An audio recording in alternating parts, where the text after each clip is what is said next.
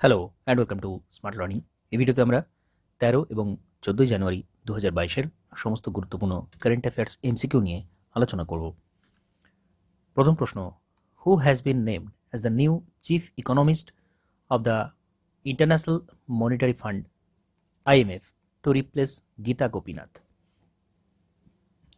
সম্প্রতি কে international monetary fund IMF এর নতুন চিফ ইকোনমিস্ট হিসেবে নিযুক্ত হচ্ছেন, যিনি কিনা গীতা গোপীনাথকে রিপ্লেস করবেন? পূর্বে ছিলেন গীতা গোপীনাথ, বর্তমানে যিনি নতুন পদে আসতে চলেছেন তিনি কে? তিনি হলেন পিয়েরি অলিভিয়ার গোরিনচাস গীতা গোপীনাথের জায়গায় ইন্টারন্যাশনাল মনিটারি ফান্ডের চিফ ইকোনমিস্ট নিযুক্ত হবেন।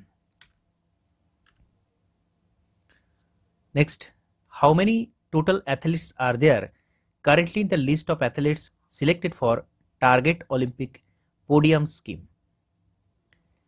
টার্গেট অলিম্পিক্স পোডিয়াম স্কিম এর আন্ডারে কতজন অ্যাথলেটিককে সিলেক্ট করা হয়েছে?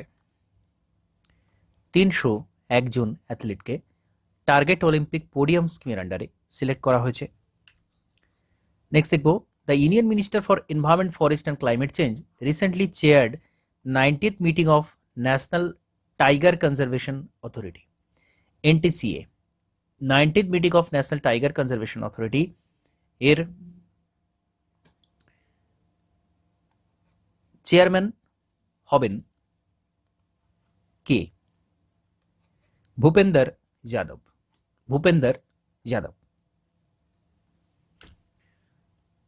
Chris Morris, who has announced retirement from all format of cricket, represented which country? Chris Morris সম্প্রতি তিনি সমস্ত ধরনের ক্রিকেট থেকে অবসর নিতে চলেছেন। উনি কোন দেশের বাসিন্দা?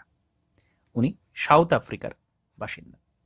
ক্রিস মরিস সাউথ আফ্রিকার বাসিন্দা। Who among these has been awarded with the 12th Bharat Ratna doctor Ambedkar award 2022? 12তম ভারতরত্ন ডক্টর আম্বেদকর অ্যাওয়ার্ড, এই পুরস্কারটা কে পাচ্ছেন? এটা পেয়েছেন Harshali Malhotra. 12th Bharat Ratna doctor Ambedkar award 2022 পাচ্ছেন। Name the mission launch by the western zone of the Indian railway to track lost belonging of passengers. Western zone of the Indian Railway track loss belonging to passenger, এই মিশনটা launch করা হচ্ছে। মিশনটার নাম কি? Mission আমানত। যারা হারিয়ে যাচ্ছেন, যে সমস্ত প্যাসেঞ্জার, তাদেরকে ট্র্যাক করা হবে। এটা নাম হচ্ছে মিশনটার মিশন আমানত। When is the National Youth Day observed in India? জাতীয় যুব দিবস কবে পালন করা হয়? ন্যাশনাল ইউথ ডে 12ই জানুয়ারি, স্বামী বিবেকানন্দের জন্মদিন। 12ই জানুয়ারি ন্যাশনাল ইউথ ডে, জাতীয় যুব দিবস পালন করা হয়। Next, DRDO recently test fired naval variant of BrahMos supersonic cruise missile, which destroyer ship was used for testing the missile. সম্প্রতি DRDO ব্রহ্মোস মিসাইলের নাভাল ভ্যারিয়েন্ট, অর্থাৎ নৌসেনাও এটা লঞ্চ করতে পারবে, নাভাল ভ্যারিয়েন্ট, এবং ব্রহ্মোস এটা একটা সুপারসোনিক ক্রুজ মিসাইল। তো এর কোন জাহাজ থেকে এই পরীক্ষাটা করা হয়েছে? যেহেতু এটা নাভাল ভ্যারিয়েন্ট এর পরীক্ষা, তো কোন জাহাজ থেকে এই পরীক্ষাটা করা হয়েছে? INS Visakhapatnam. Next, in chess who has achieved the first of becoming the 73rd Grandmaster of India recently? 73তম grandmaster Bharat Subramaniam.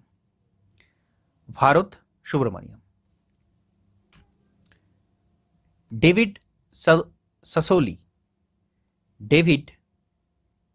Sasoli, who has passed away recently, was the president of which this organization? David Sassoli, যিনি সম্প্রতি প্রয়াত হয়েছেন, কোন অর্গানাইজেশনের president ছিলেন? European পার্লামেন্টের president ছিলেন ডেভিড সাসোলি, উনি সম্প্রতি প্রয়াত হয়েছেন। As per world bank, what is the projected growth rate of Indian economy in current fiscal financial 2020? Projected growth rate Indian ইকোনমির 8.3%। ফাইন্যান্সিয়াল ইয়ার 2022-এর জন্য ওয়ার্ল্ড ব্যাংক যে গ্রোথ রেটের প্রজেকশনটা দিয়েছে সেটা হলো 8.3%। নেক্সট,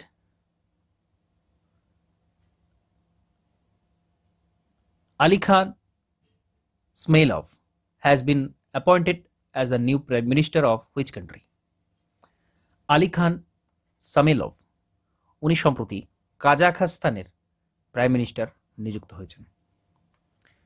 আলী খাঁ সামিলভ সম্প্রতি কাজাখস্তানের প্রাইম মিনিস্টার নিযুক্ত হয়েছেন।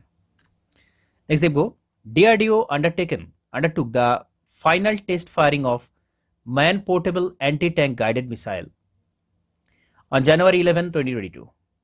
DRDO ফাইনাল টেস্ট ফায়ার করেছে man portable anti tank guided missile MPATGM. Now the missile is ready for the large scale production. Which agency has been designated for the manufacturing of this missile?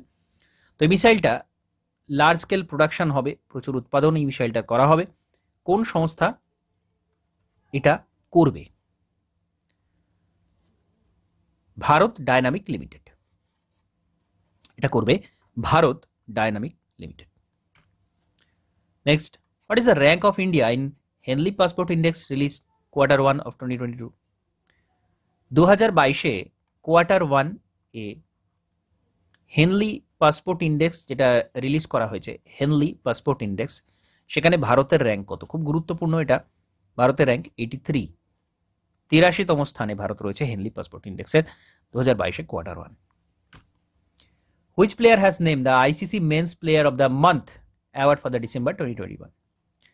2021-এর ডিসেম্বরের জন্য ICC men player of the month নির্বাচিত হয়েছেন কে? আজাজ প্যাটেল, যিনি test ক্রিকেটে 10টা wicket নিয়েছিলেন সম্প্রতি এক ইনিংসে, এবং উনি নিউজিল্যান্ডের বাসিন্দা, ভারতীয় বংশোদ্ভূত কিন্তু নিউজিল্যান্ডের বাসিন্দা, নিউজিল্যান্ডের হয়ে ক্রিকেট খেলেন Ajaz Patel. Next, who is named as the head of the 5-member committee formed by Supreme Court to probe the security breach during the recent visit of Prime Minister Narendra Modi to Punjab? আমরা জানি নরেন্দ্র মোদী পাঞ্জাব ভিজিটের সময় বেশ কিছুক্ষণ তাকে আটক থাকতে হয়, যেটা একটা সিকিউরিটি থ্রেট। তো এটার ইনভেস্টিগেশনের জন্য 5-মেম্বার কমিটি তৈরি করা হয়েছে। ইন্দু মালহোত্রাকে এই মেম্বারে হেড রাখা হয়েছে। Next, which of this has been chosen as the title sponsor for Indian Premier League IPL 2022 and 2023 season by BCCI?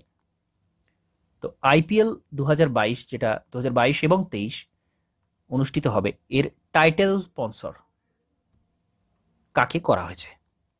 Tata গ্রুপকে টাইটেল স্পন্সর করা হয়েছে, যেটা ছিল ভিভো এর আগে। ভিভো এখন থেকে আর টাইটেল স্পন্সর থাকছে না, আমরা টাটা IPL এই নামটা বর্তমানে দেখতে পাবো। এর পরের খেলাগুলোতে আমরা টাটা IPL অর্থাৎ এই যে টাইটেল স্পন্সর, এটা আমরা দেখতে পাবো। Next, what is the projected জিডিপির growth rate of global economy in 2022 by world bank?